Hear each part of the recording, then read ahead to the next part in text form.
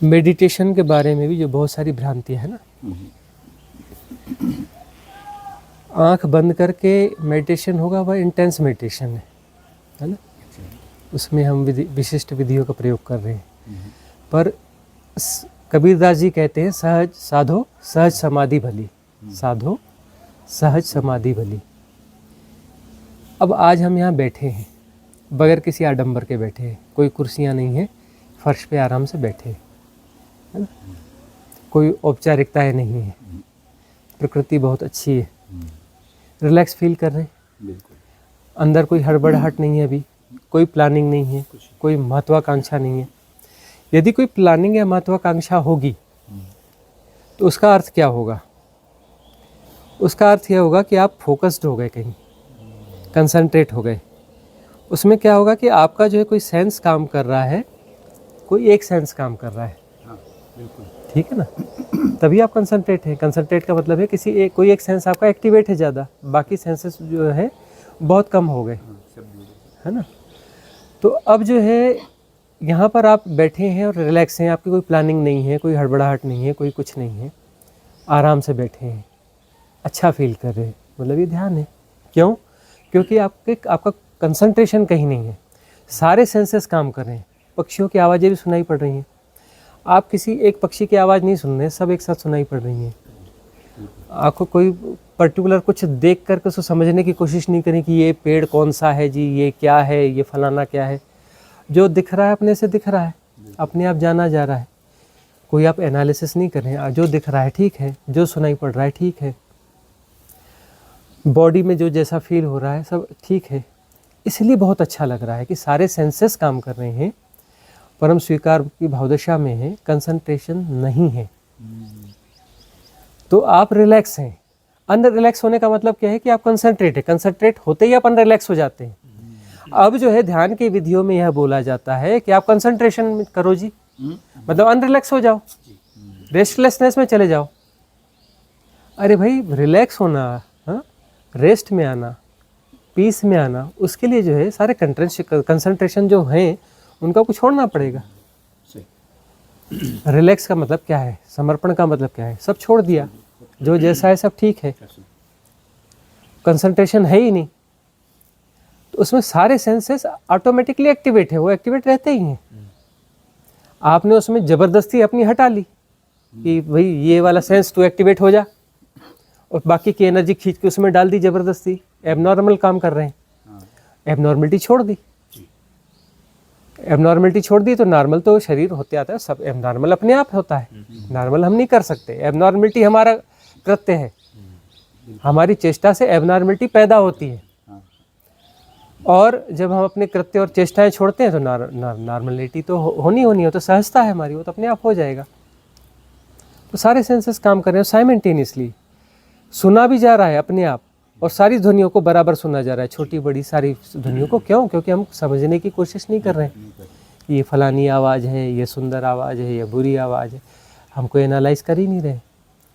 आँखों से देख करके हम उसको एनालाइज नहीं कर रहे हैं, जो दिख रहा है सो दिख रहा है। बॉडी में जो सेंसेशन हो रहे हैं, श्वास अपने से आ रही है, रिदम उसकी अपने आप आ गई। अब कंसंट्रेट करेंगे तो उसकी रिदम डिस्टर्ब हो जाएगी। जब मन को आप कहीं पे कंसंट्रेट कर रहे हैं, फोकस्ड कर रहे हैं, तो आपकी रिदम ब्रीदिंग की जो है वो बिगड़ जाएगी। अब जो है ब्रीदिंग नॉर्मल हो गई, सहज हो गई, ठीक है ना। तो सब कुछ जो है अपने आप फिर हो रहा है। अब यहाँ पे सब हो रहा है, हम कुछ कर नहीं रहे हैं, हम कुछ कर रहे हैं तो हम कुछ कर रहे हैं, और जब हम कुछ नहीं कर रहे हैं तब सब हो रहा है। तो सब हो रहा है को महामंत्र कह रहे हैं।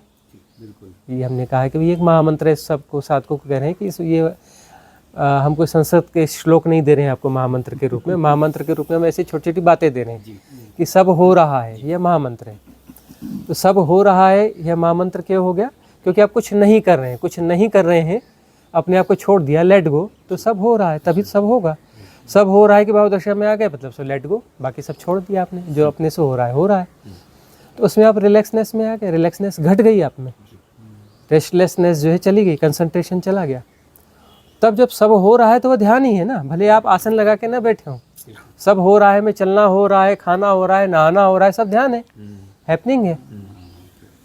फिर आंख बंद करके बैठना जरूरी नहीं है ना, जब तब सब हो रहा है में जो हो रहा है सब ध्यान है। यदि सब हो रहा है के तहत बातचीत भी हो रही है तब वो ध्यान में ही आएगा, वह हैपनिंग है। ऐसा नहीं कि बातचीत, मौन नहीं टूट सकता आपका। हाँ, बातचीत होती रहेगी और मौन नहीं टूटेगा। और लोग मौन करते हैं और अंदर बकवास चलती रहती है, उसको मौन कहा जाता है ना। तो ये कुछ ऐसी स्थितियां हैं, ये हमें समझ लेना चाहिए कि साधो सहज समाधि भली। तो हमने कोई प्लानिंग नहीं करी कि आप लोग आएंगे तो आपको कहाँ बिठा लेंगे, उधर बिठा लेंगे, ये करेंगे, जहाँ टकरा गए इधर, अरे इधर ही अच्छा लगता है, आओ इधर बैठ जाते हैं, फर्श पर इधर बैठ गए, कितनी अच्छी हवाएं आ रही हैं यहाँ पर, कितना अच्छा व्यू है, रिलैक्सनेस है, कोई डिस्टर्बेंस नहीं है ना। अब यदि जो है डिस्टर्बेंस हम मानेंगे तो डिस्टर्बेंस हो जाएगा, और नहीं मानेंगे तो ये जो गाड़ियाँ चल रही हैं तो ये भी डिस्टर्ब नहीं कर रही हैं, उनके शोर भी हैं तो डिस्टर्ब नहीं करेंगे। और मान लेंगे तो यहाँ पर भी 1000 डिस्टर्बेंस है, अरे ये ऐसा है, ये वैसा है, इन्होंने हमें इधर कहाँ बिठा दिया, हमें कुर्सियों पे बिठाना था, हैं? या फिर देखो यहाँ पर जो है, देखो हवाई जहाज़ का शोर आ रहा है, या फलाना आ रहा है। अब जो हो रहा है जो हम बदल नहीं सकते, उसको क्यों बदलना है। यहाँ एक विवेक है कि आपके पास यदि दूसरा ऑप्शन है जो इससे बेहतर है तो आप वहाँ पहुँच जाएं, अनुकूलता है तो, और नहीं जा सकते हैं तो फिर स्वीकार कर ले, स्वीकार कर लें तो बस ठीक है। यह जो है विवेक कहलाया, और अंततः तो परम स्वीकार की भावदशा में ही आना है। गुणा भाग में रहेंगे तो हर जगह आप खामी निकाल लेंगे, गुणा भाग में नहीं है तो कमी कहीं है ही नहीं, परमात्मा ही है, कहाँ कमी निकालोगे, परमात्मा में कोई कमी है। कमी निकालेंगे तो फिर ये जो है हमारे मन के मैट्रिक्स हैं, है ना। हम कुछ भी मन को चाहिए, कुछ भी, तो इस प्रकार की वो आदतें निर्मित कर लेता है। और नहीं तो डाउन टू अर्थ सब सही है, हवा में नहीं चलना है, डाउन टू अर्थ। साधक सिद्ध भी वही है, साधक भी वही है जो डाउन टू अर्थ है। जो हवा में है वह मैट्रिक्स में फंसा हुआ है, जो डाउन टू अर्थ है, ठीक है ना, मतलब वो सहज है। सहजता आपको डाउन टू अर्थ रखती है, बस डाउन टू अर्थ रहना है, सहजता में रहना है, इतना ही गणित है। इसको मेटा मैथमेटिक्स कह लें। गुरुजी प्रणाम। गुरुजी मेरा प्रश्न ये था कि आप जो ये 48 मिनट वाली प्रक्रिया बताते हैं उसमें और ब्रह्मरंध्र को खुलने वाली प्रक्रिया, क्या ये दोनों एक ही साथ होती है या अलग अलग होती है? ब्रह्मरंध्र और 48 मिनट वाली। अच्छा, ब्रह्मरंध्र का खुलना एक अलग घटना है और 48 मिनट की हैपनिंग यह अलग घटना है जी। ब्रह्मरंध्र का अर्थ है कि आकस्मिक रूप से घट गया। अच्छा। और एक यह है कि 48 मिनट जी, यानी कि यह संकल्प की साधना है। अच्छा। ये 48 मिनट वाली साधना में कहीं ना कहीं संकल्प है। और ब्रह्मरंध्र का खुलना जो है वह समर्पण की साधना है। अच्छा। मतलब हमने अपने आप को लेट गो कर दिया, छोड़ दिया। अच्छा। समर्पण हो गया। समर्पण हो गया का अर्थ है कि हम विधि कुछ भी अपना रहे हैं, कुछ भी कर रहे हैं, तब जो है कुछ हैपनिंग होने वाली है, कुछ होने वाली है चीज़, और वहाँ पर हम परम स्वीकार की भावदशा में हैं। परम स्वीकार की भावदशा में हैं, हम वहाँ पर कुछ बाधा नहीं दे रहे हैं। हमारा व्यक्तित्व ऐसा हो गया कि हमने बाधा पैदा करनी, यानी जिसको हम देसी भाषा में बोलते हैं टांग फंसाना बंद कर दी हमने जी। इधर टांग फंसाओ, उधर टांग फंसाओ। खुंदक करने वाले लोग रहते हैं ना, वो खुंदक लग रहा है, वो दूसरी जगह नहीं कर रहे हैं, वो अपनी समाधि, अपनी मुक्ति में खुंदक कर रहे हैं। खुंदक करने वाला व्यक्तित्व अपनी समाधि के लिए में खुंदक पैदा कर रहा है, अपनी सहजता में खुंदक पैदा कर रहा है, अपनी मुक्ति में खुंदक पैदा कर रहा है। टांग फंसाने का मतलब वो कहीं भी पता चल रहा है कि समाज में टांग फंसा रहा है, कि इस परिवार में टांग फंसा रहा है, कि इधर डिस्टर्ब कर रहा है, कि उधर डिस्टर्ब कर रहा है। उसको लग रहा है मैं दूसरों को डिस्टर्ब कर रहा हूँ, बिल्कुल नहीं, वो अपनी मुक्ति को पोस्टपोन कर रहा है। ठीक है ना। तो वो यदि ऐसा व्यक्ति तो होता है कि सहज स्वीकार, अरे ठीक है, सबको अपने हिसाब से जीने दो, अरे वह भी ठीक है, अरे वह भी ठीक है, इस तरीके से यदि हो जाता है, सहज स्वीकार की भावदशा यदि हो जाती है उसकी, और साधना की तरफ उसकी जो भी प्रगति होती रहती है, तो उसमें होता यह है कि ऊर्जा अपने आप जो है अलाइनमेंट में आने लगती है, और वो विधियां भी सहयोग करती हैं। ऐसा होता है तो अलाइनमेंट जैसे ही हो जाता है तो ऊर्जा को जैसे ही सीधा रास्ता मिलता है, कुंड की ऊर्जा को जैसे ही सीधा रास्ता मिलेगा, क्लियर रास्ता, मतलब क्लियर रास्ता मिलेगा, सीधा सीधा हो जाएगा, अटैक्स बैरियर्स वहाँ से हट जाएंगे, जी, तो अचानक जो है खूब सारी ऊर्जा कुंड से उठ करके सहस्त्रार में आ जाती है, थोक के भाव में, और इतनी स्पीड में फ्लो आता है जैसे जोरदार बाढ़ आई जी, और वहाँ पे कोई स्टॉप डैम है तो उसको फोड़ के निकल गई, निकल गए। तो वैसा ही जो है वो अपना जोरदार बाढ़ आएगी ऊर्जा की, तो वो जो ब्रह्मरंध्र मतलब उस जगह पे जो रास्ता पड़ता है उस बीच में धक्का लगा, उस सिधान में जो वहाँ पे कोई वॉल खड़ी मिलेगी, मतलब वो जो हड्डी मिलेगी उसको तोड़ के निकल जाएगी, तो इसीलिए उसको ब्रह्मरंध्र कहते हैं। अच्छा, वही हिस्सा टूटेगा, जी, वही हड्डी टूटेगी, हड्डी का उतना हिस्सा टूटेगा जो उसकी सीध में पड़ेगा और वहाँ से टूट करके वो निकल जाएगी। लेकिन हड्डी टूटेगी तो आपको पता भी नहीं चलेगा कि हड्डी टूट गई, ना कोई दर्द होगा, ना उसकी कोई दवा लेनी है, ना कुछ नहीं करना है, और ना कोई चमड़ी टूटेगी, सिर्फ हड्डी भर टूटेगी, चमड़ी वमड़ी को कुछ नहीं होने वाला है। और वहाँ से ऊर्जा निकल करके ब्रह्म में चली जाएगी, मतलब ब्रह्म की ऊर्जा और यह ऊर्जा एक हो गई, दो नहीं बचे, अब दोनों ऊर्जा एक हो गई। उस समय फिर अहम ब्रह्मास्मि, मतलब कोई भेदभाव रह ही नहीं जाता, मतलब सारी ऊर्जा में अभी कि यह मैं हूँ और यह पराया है, क्योंकि दोनों अलग अलग हैं। अब वह एक हो जाएंगे तो मैं और तू वाली भाषा ही खत्म हो जाएगी, वो भाषा ही खत्म हो जाएगी, वननेस को हम जीने लगेंगे। जी। तो गुरुजी ये परम ज्ञान की उपलब्धता ये किससे होती है, ब्रह्मरंध्र के खुलने से या फिर उसके 48 मिनट वाले से होती है? 48 मिनट से वह परम अवस्था उपलब्ध होती है। 48 मिनट यदि विक्षेप रहित अवस्था है जी, तो उससे वह परम ज्ञान उपलब्ध होता है। मतलब परम ज्ञान का अर्थ है कि वहाँ पर विक्षेप बने रहेगा ही नहीं। ब्रह्मरंध्र खुलने से उसके बाद में थोड़ा सेटलमेंट अपने आप फिर हो जाएगा, ब्रह्मरंध्र खुल जाएगा तो उसके बाद में वो 48 मिनट वाली घटने की संभावना स्वाभाविकता से हो जाएगी। संभवतः ऐसा हो जाता है और कई बार ऐसा नहीं भी होता है। अच्छा, कई बार ऐसा नहीं भी होता है, लेकिन जनरली हो जाएगा। उसमें ऊर्जाएं बहुत सारी आ गई, और यदि उसमें फिर मन में बहुत सारे विक्षेप यदि बचे हुए हैं जी, इसलिए शुद्धि की जरूरत है कि बहुत सारे विक्षेप यदि बचे हुए हैं, मन में कुछ विक्षेप हैं, वासनाएं ऐसी कुछ बची हुई हैं, और उस बहाव में वो बह के बहुत सारी डिजॉल्व नहीं हुई और उनको भी ऊर्जा मिल जाएगी तो रिचार्ज हो जाएंगे। तो वो जो है बहुत सारी ऊर्जा के साथ फिर वो बहुत सारे विक्षेप भी जो है बिल्कुल ताकतवर हो जाएंगे जी, और वह व्यक्ति बहुत कुछ करने लगेगा।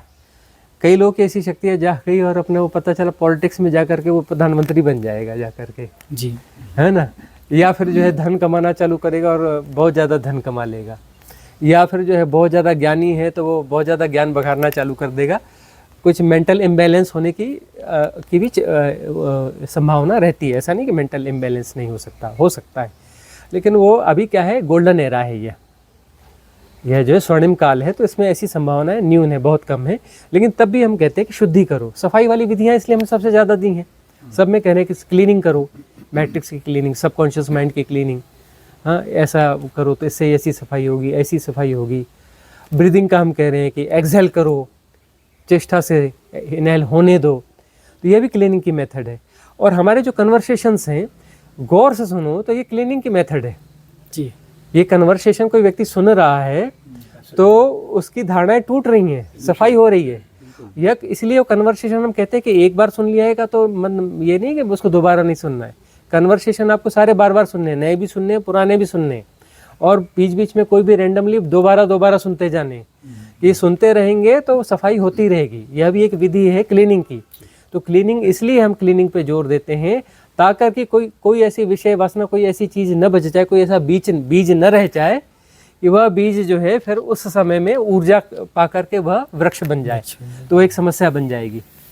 इसलिए क्लीनिंग पर ज़्यादा जोर है। तो क्लीनिंग पर सबको जोर देना चाहिए। और चक्रा मेडिटेशन भी इसलिए कहते हैं कि राइट अलाइनमेंट, सारे चक्रों को बैलेंस भी करो ताकि ऊर्जा जाए तो अपना बाकी जगह बैलेंस भी हो जाए, सब जगह बैलेंस हो जाए। तो बैलेंसिंग भी बहुत ज़रूरी है। और गुरुजी आज्ञा चक्र का क्या महत्व है उसको ओपन होने का? आज्ञा चक्र देखो, आज्ञा चक्र पर सीधे सीधे वैसे काम तो नहीं करना चाहिए। स्वाभाविक रूप से किसी का हो रहा है तो इसलिए हम कह रहे हैं होने दो, क्योंकि पूर्व जन्मों की उनकी साधना है। लेकिन क्लीनिंग की मेथड सबको करनी है, क्योंकि आज्ञा चक्र यदि जागेगा तो आपकी संकल्प की शक्ति जाग जाएगी। अच्छा, आप मैनिफेस्ट कर सकते हैं, कुछ भी मैनिफेस्ट कर सकते हैं, है ना। यह चाहेंगे कि ऐसा हो जाए और होना चालू हो जाएगा। गलत चाहेंगे तो गलत भी होना चालू हो जाएगा, है ना। इसलिए आज्ञा चक्र पर यदि जबरदस्ती नहीं करनी चाहिए। जिन लोगों का हो रहा है, क्यों हो रहा है, उन लोगों का इसलिए हो रहा है क्योंकि पिछले जन्मों की उनकी साधनाएं हैं। तो पिछले जन्मों की उनकी साधनाएं हैं, उनकी स्थितियां हैं, उनकी योग्यता है, इसलिए हम कह रहे हैं होने दो। लेकिन उन्हें तब भी कह रहे हैं कि सभी विधियां करते चलो। अब लोग सुनते ज़्यादा हैं और कुछ लोग विधियों को करते हैं, कुछ लोग नहीं भी करते। तो नहीं करते हैं तो वो कहीं गलती पर हैं। कुछ कहते हैं जी हम वो फलानी पुरानी विधि कर रहे हैं जी, ये फलाने से करें। अरे भाई, जब सुन हमारा रहे तो जो विधियाँ हमने दी ये भी करो, क्योंकि ये कहीं ना कहीं आपस में जुड़ी हुई चीज़ें हैं। हम उसके प्रोटेक्ट करने की चीज़ें भी तो साथ में दे रहे हैं ना, टूल्स दे रहे हैं ना साथ में। अब वो वाली विधि इसमें काम करेगी कि नहीं करेगी क्या है। और हम बहुत कह रहे हैं कि भाई ठीक है, वो भी जाती है, आपका वह वाहन भी जाएगा, वह बैलगाड़ी है। हम आपको जो है जेट विमान दे रहे हैं, ये जेट विमान से बैठो ना, इसमें आपकी यात्रा बहुत सुगमता से हो जाएगी। आप बोलो नहीं जी वो बैलगाड़ी सही है। अब बैलगाड़ी में बैठे रहोगे और फिर कन्वर्सेशन हमारे सुनोगे जो कि टेक्नोलॉजी बता रहे हैं सुपर जेट की जी, हैं, और आप जो है सुपर जेट की टेक्नोलॉजी को पे रिसर्च करो और बात करो और बैठो बैलगाड़ी में, तो बात बनेगी कैसे। तो विधियाँ हमारी दिख बड़ी सामान्य रही हैं, यह बहुत ज़्यादा साइंटिफिक हैं, बहुत ज़्यादा कारगर हैं जी, है ना, बहुत ज़्यादा इफेक्टिव हैं और बड़ी सहजता से समझ में आती हैं और सहजता से इसको किया जा सकता है। लेकिन इफ़ेक्ट इसके बहुत ज़्यादा हैं जी, ताम झाम कुछ भी नहीं है, कोई बैकग्राउंड म्यूजिक नहीं होता, कोई जो है एडिटिंग के कोई चीज़ें नहीं है, बिल्कुल सिंपल रिकॉर्ड की हुई और सिंपल डाली हुई विधियाँ हैं। लेकिन इनका काम जो है ये सुपर जेट हैं ये। तो इन विधियों को भी करना पड़ेगा और इन कन्वर्सेशंस को भी सुनना पड़ेगा और इसमें जो है राइट अलाइनमेंट हो जाएगा। राइट अलाइनमेंट होना चाहिए, शुद्धि जरूरी है, शुद्धि हर साधक को करनी पड़ेगी क्योंकि अशुद्धियाँ हम बटोर रहे हैं, अशुद्धियाँ तो मिल ही रही हैं ना। आप जो भी जीवन जी रहे हैं अशुद्धियाँ तो चारों तरफ से आपको मिल ही रही हैं। इन्फ्लुएंसेस स्ट्रीम है कि नहीं, इन्फ्लुएंस स्ट्रीम मतलब अशुद्धियाँ। कितनी राजनीतिक इन्फ्लुएंस स्ट्रीम चल रही हैं, कितनी स्पिरिचुअल के नाम पे, आध्यात्म के नाम पर कितनी इन्फ्लुएंस स्ट्रीम चल रही हैं, इकोनॉमी के नाम पे चल रही हैं, इस नाम पे चल रही हैं, इंटरनेशनल पॉलिटिक्स के नाम पे चल रही हैं, इवन एनवायरनमेंट के नाम पे चल रही है, समाज सुधार के नाम पर चल रही है। इस दुनिया भर की चीज़ें तो चल रही हैं। अब ये कुछ भी हो, भले वो कितनी उचित चीज़ दिख रही हो, है गार्बेज, है ना, ये अशुद्धि है, ये अशुद्धि सब आ रही है, कहीं से भी आ रही है, अशुद्धियाँ आती रहेंगी। तो अशुद्धियाँ आती रहेंगी तो शुद्धि जो है वो भी करते रहनी पड़ेगी। एक तो यह है कि उपेक्षा, पुराने वेदों शास्त्रों में भी कहा गया है, बहुत सारी चीज़ों में वहाँ उपेक्षा भी बताई जाती है। उपेक्षा जरूरी है, उपेक्षा मतलब इन चीज़ों से बचो। अरे भाई टेलीविज़न देखने की क्या ज़रूरत है, क्यों कूड़ा वहाँ से बटोर रहे हो। मोबाइल है आपका तो जो ज़रूरी चीज़ें हैं वही देखो, वो उसमें उल्टे सीधे समाचार देख रहे हो, ये देख रहे हो, वो देख रहे हो, क्या ज़रूरत है इन सबको देखने की। गैर जरूरी चीज़ों को, उल्टे सीधे सम्मेलन हो रहे हैं, कहीं हो रहे हैं, वहाँ आप पहुँच जा रहे हो, क्यों जा रहे हो भाई, क्यों बटर रहे हो कचरा, गार्बेज क्यों बटर रहे हो, गार्बेज नहीं बटोरना है। तो यह जो है अशुद्धि को नहीं बटोरना है और शुद्धि करना है, तब तो प्रॉपर क्लीनिंग होगी। और वो जब प्रॉपर क्लीनिंग होगी तब वह ऊर्जाएं यदि जाग जाएंगी तो नुकसान बिल्कुल नहीं करने वाली हैं। इसलिए शुद्धि भी जरूरी है। हर साधक को कह रहे हैं कि शुद्धियाँ भी बहुत ज़रूरी है। जो मेडिटेशन मेथड्स हमने दी हैं वह एक एक बार करने के लिए नहीं दी हैं, हमने नियमित करने के लिए विधियाँ दी हैं जी, 20 विधियाँ दे दी हैं। लेकिन उसमें जो है एक ने क्लीनिंग वाली मेथड और एक आध दूसरी मेथड, दो ध्यान कम से कम लोगों को करना चाहिए 24 घंटे में, हो सके तो 3 करें जिनके पास जैसी सुविधा है। और जो है कम से कम दो कन्वर्सेशन रोज़ सुनना चाहिए, एक नया एक पुराना, रिपीट करते चलना चाहिए। जो पुराना नहीं सुना हुआ तो सुनने में आएगा, पुराने सारे सुन के हो गए तो रिपीट होते रहेंगे। यह भी मेथड है, सिर्फ कन्वर्सेशन सुनना नहीं है। बहुत सारे लोग कहते हैं कि यह तो लगभग मिलती जुलती सी बातें हैं, कुछ नई नई भी हैं लेकिन कुछ है ना, कुछ कह रहे हैं कि कुछ मिलती जुलती सी भी बातें। अरे मिलती जुलती बातें नहीं हैं, वो आपको लग रहा है मिलती जुलती बातें हैं, वह जो भी हैं वह ज़रूरी चीज़ें हैं। वो आपको यदि दोबारा कोई सुनने की चीज़ें इसलिए दोबारा आ रही है, वो आपको सुनना पड़ेगा, दोबारा बार बार उन चीज़ों को क्लियर करना पड़ेगा। यदि आपको लग रहा है कि नहीं जी नहीं ये तो दोबारा आ रही है, तो फिर आपको तो एक सुन लिया था तो उसी में आपको तो आत्मज्ञान हो जाना था। जनक को तो हो गया था, राजा जनक को जी, एक कन्वर्सेशन में बात पूरी हो गई थी, तो आपकी भी बात पूरी हो जानी थी। तो फिर बाकी कन्वर्सेशन आपको सुनने की जरूरत ही नहीं थी, है ना। आपको राजा जनक के स्टेज पे आ जाना चाहिए था। अब नहीं आ पा रहे हैं का मतलब आपको सब सुनना चाहिए, अभी बात रह गई है। एक समझने वाली बात ये भी है कि बुरा जो है वो द्वंद्व बुरा है, अब जैसे हम जिस जगह पर हैं यहाँ पर कुछ रिचुअल्स भी हो रहे हैं। क्या रिचुअल्स बुरे होते हैं? अच्छा बुरा कुछ नहीं होता। आप यदि उसे सहजता से स्वीकार कर पा रहे हैं, यदि आप इतने लिबरल हैं, फ्लेक्सिबल हैं, तो हर चीज़ आपके लिए सहयोगी होगी।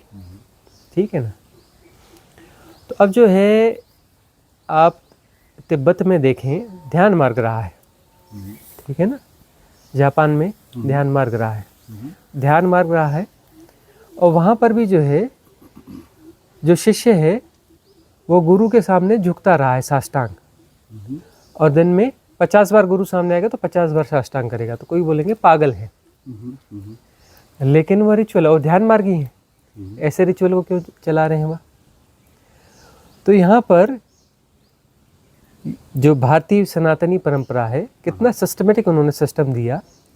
ये तरह तरह के मंदिर दिए, किसी पत्थर पे आपका कुछ सिंदूर पोत दिया, किसी पेड़ पे धागा लपेट दिया, और एक बंदा है तो वहाँ जा रहा है तो वहाँ भी प्रणाम कर रहा है, वहाँ भी झुक रहा है, वहाँ भी झुक रहा है, वहाँ भी झुक रहा है।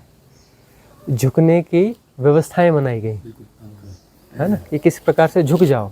वो कोई मेथड है और मन आसानी से तैयार नहीं होता, तो उसके लिए, उसके रेजोनेंस के लिए सिस्टम दिए कि भाई इसके सामने झुक रहे हो, और ये झुकने जैसी चीज़ें इसलिए झुक रहे हो। तो ये चीज़ें की गई। तो क्या रिचुअल्स बुरे होते हैं? नहीं। यदि आप उसके विज्ञान को समझ लें तो बुरा कुछ भी नहीं है, हर चीज़ सहयोगी है। और जो बिना विज्ञान को समझे बार बार झुक रहा है, तब भी वो कुछ ना कुछ तो गेन कर रहा है, उसको प्रॉफिट तो हो रहा है। झुकने से ही प्रॉफिट हो जाता है ना? उसको जो लाभ जो है, लाभ मिल रहा है उसको, उसमें सहजता आ रही है, विनम्रता घट रही है, और विनम्रता आना यानी वो विकास है। तो ये चीज़ समझनी चाहिए हमें। जो है सारी चीज़ों को देख करके कहाँ से क्या चीज़ हमारे अनुकूल हो सकती है, सबको स्वीकार कर लेना चाहिए। रिचुअल्स की बात बार बार उठती है ना, हम बहुत सारे रिचुअल्स का मज़ा लेते हैं। और हुआ यह है कि लाओ त्से की कुछ वाणियाँ हैं। तो लाओ त्से की एक वाणी थी कि रिचुअल्स का आनंद लेना चाहिए, विरोध नहीं करना चाहिए। रिचुअल्स आनंद लेने के लिए, विरोध करने के लिए नहीं है। मतलब वह व्यक्ति जो टू द पॉइंट बात करने वाला व्यक्ति है, लाओ त्से है ना, सबसे कम सूत्र वाक्यों में उसने बात करी है, और वह व्यक्ति कह रहा है जो कि किसी रिचुअल्स को उसने पैदा नहीं किया, और वह व्यक्ति कह रहा है रिचुअल्स जो है आनंद लेने के लिए, उनका आनंद लेना चाहिए, उसका विरोध नहीं करना चाहिए। मतलब कहीं कोई रिचुअल्स है। तो अब आप हमारे जीवन में भी वह चीज़ देख सकते हैं कि कहीं आपको दिखेगा कि कहीं यज्ञ हवन हो रहा है और वो खुले आकाश में हो रहा है। कई जगह होता है ना कि वो खुले आकाश में वृक्ष के उधर और उधर ऐसा वो करके यज्ञ हवन कर देते हैं, और पता चलता है हम वहाँ देख लेते हैं, एनर्जी रीड कर लेते हैं, हमें लगता है बढ़िया एनर्जी बनी है, और बायदा वहाँ से हमें कोई बुला रहा है तो हम पहुँच जाएंगे वहाँ पर, उस एनर्जी का लाभ लेंगे। और उस रिचुअल में यदि पार्टिसिपेट करने के लिए वो लोग कह रहे हैं तो हम उनकी बात रख देंगे, पार्टिसिपेट कर लेंगे। लेकिन अब वो जो संघ बना, एक भावदशा बनी, एक एनर्जी का जो एक सिस्टम क्रिएट हो गया, उसका आनंद ले लो। आनंद की एनर्जी वहाँ क्रिएट हुई है ना। वहाँ पर जो सारे लोग जो है उस भावदशा में आ गए हैं कि सारे मैथमेटिक्स से बाहर हो चुके हैं। उस समय कोई किसी प्लानिंग में नहीं है, किसी महत्वाकांक्षा में नहीं है, किसी दौड़ भाग में नहीं है, किसी दुश्मनी में नहीं है। एक सब अच्छे पॉजिटिव भाव में, पॉजिटिव एनर्जी में आ चुके हैं और क्रिएट कर रहे हैं। हर कोई पॉजिटिव एनर्जी क्रिएट भी कर रहा है, ले भी रहा है। तो एक ऐसा साइकिल बन रहा है कि पॉजिटिव एनर्जी लगातार ग्रो हो रही है।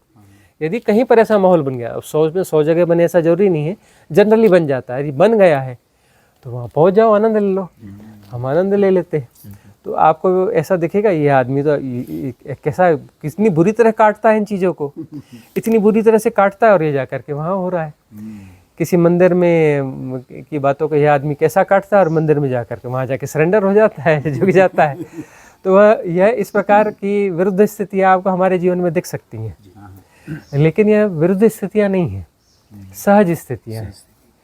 तो ऐसा यदि सहजता से आप करें तो कहीं पर भी कोई बुराई नहीं है, कहीं भी कुछ नहीं है। फ्लेक्सिबल होना चाहिए।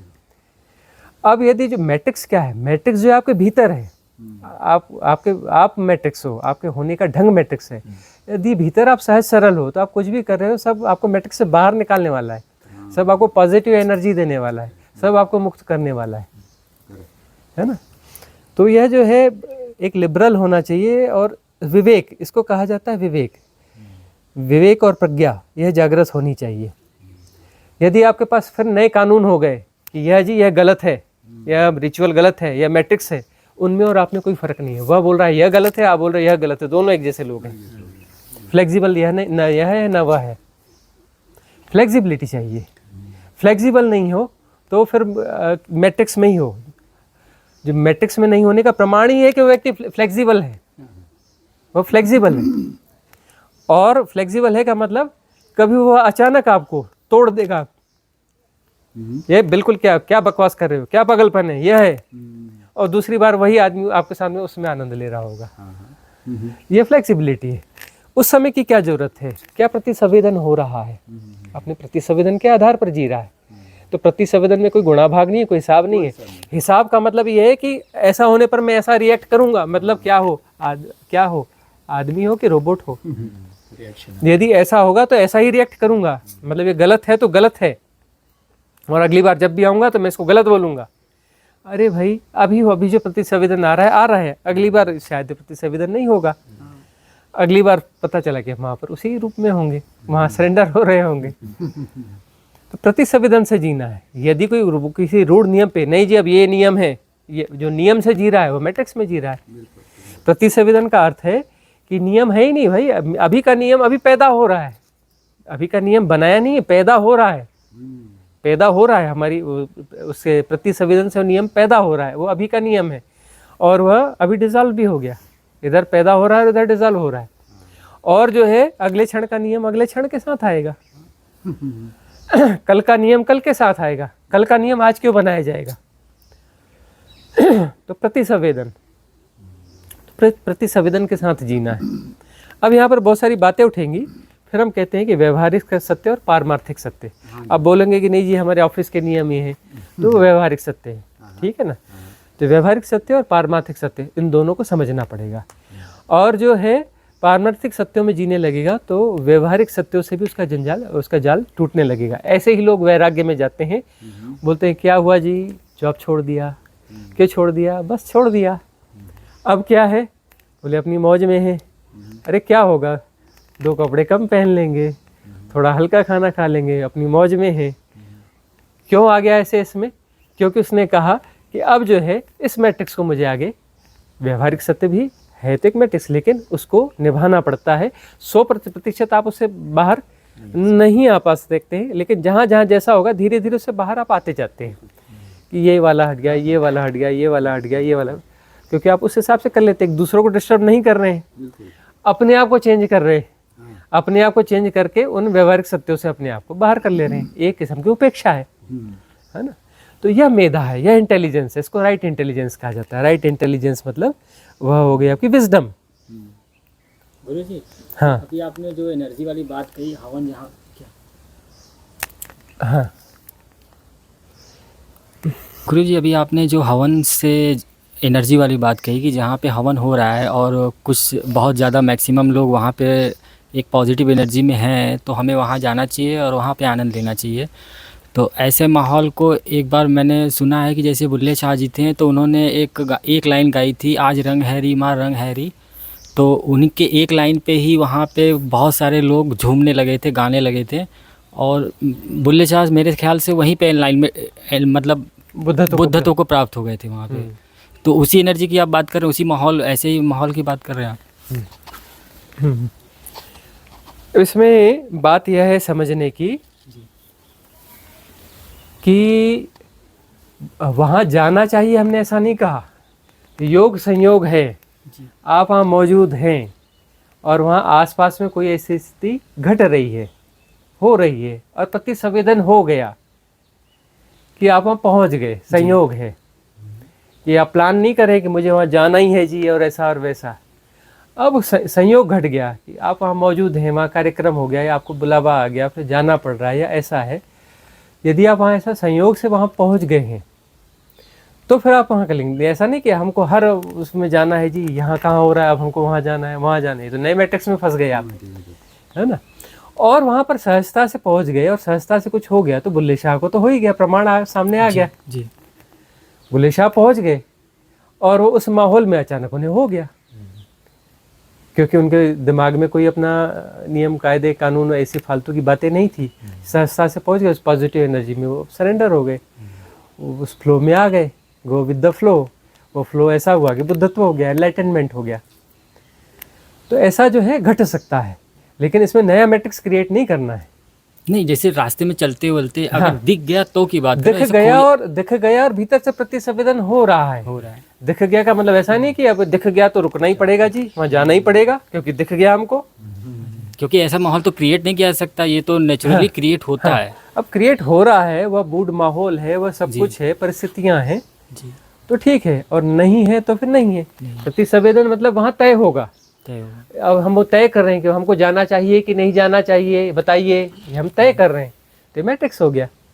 अरे भाई उस समय तय होगा ना, अभी कैसे तय होगा? हम कैसे बताएंगे कि अभी ये होगा तो ऐसा कर लेना, वो होगा तो वैसा कर लेना, तो गुरुजी, नियम हम हो उस जाएगा। माहौल को ना मतलब प्रयास कर रहे हैं, जो आप बता रहे हैं कि वो माहौल कैसा होता है, क्योंकि हमने एक दो बार देखा है जैसे वह कि तो भीतर से ही आएगा ना। जी, हम प्रतिसंवेदन में जीने लगेंगे तो अपने अंदर की आवाज ही आएगी कि वहां चले जाओ या नहीं जाओ, जी। भीतर से अपने आप आएगा।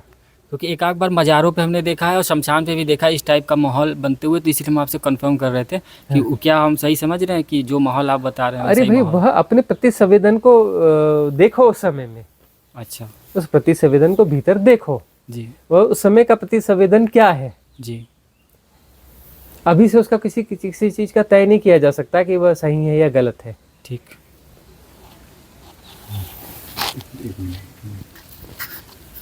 स्वामी जी, आपने जो ये उपेक्षा की बात कही थी कि आप एक मैट्रिक्स आप तोड़ते जा रहे हैं, उसको उपेक्षा करते जा रहे हैं उसकी, और आप अब उस मैट्रिक्स से वो बाहर निकलते जा रहे हैं। लेकिन जब वो व्यवहारिक सत्य के धरातल पे जब हम लोग बात करते हैं, तो जो उससे अफेक्टेड लोग होते हैं वो तो इसको बहुत गलत मानते हैं कि भाई ये आदमी कुछ अलग तरीके से सोचता है या करता है, हम इसको कैसे इसको वापस लाया जाए या क्या किया जाए। उनको क्या समझाया जाए कि भाई हम ये उपेक्षा कर रहे हैं तो क्यों कर रहे हैं?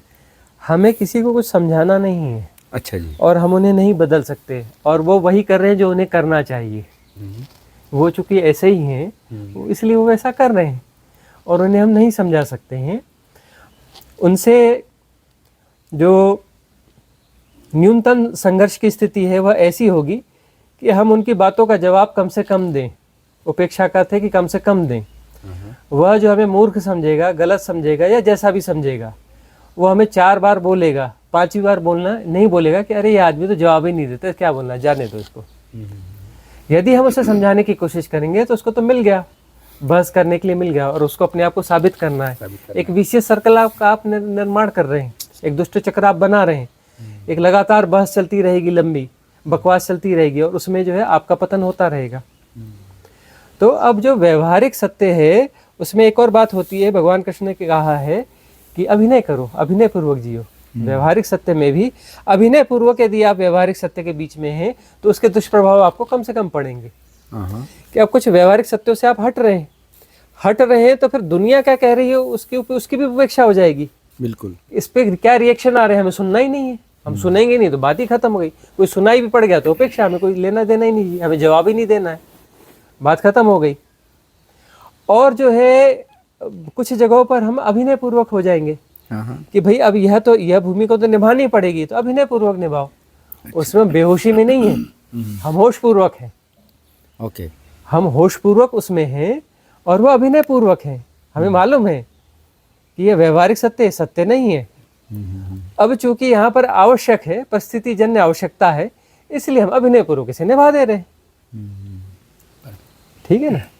अब जो है कोई लोग गृहस्थ हैं, कहते हैं अभी अब साधना में भीतर वैराग्य हो रहा है, क्या करें, और ये दायित्व भी हैं, बढ़िया दायित्व निभाओ, परिवार के बीच में रह आओ, और जान लो मेरा परिवार तो है ही नहीं, और परिवार की तरह बराबर निभाओ, पत्नी को पत्नी की तरह निभाओ। जब मान लो और समझ लो भीतर कि पत्नी कोई किसी की पत्नी कैसे होगी, कोई किसी की पत्नी नहीं है, कोई किसी का पति नहीं है, कोई किसी का बेटा नहीं है, कोई किसी का बाप नहीं है, कोई रिश्ता कुछ होता ही नहीं है ना। लेकिन तब भी निभाओ, पूरी तरह से निभाओगे, बराबर निभाओगे, ज्यादा अच्छे से निभाओगे।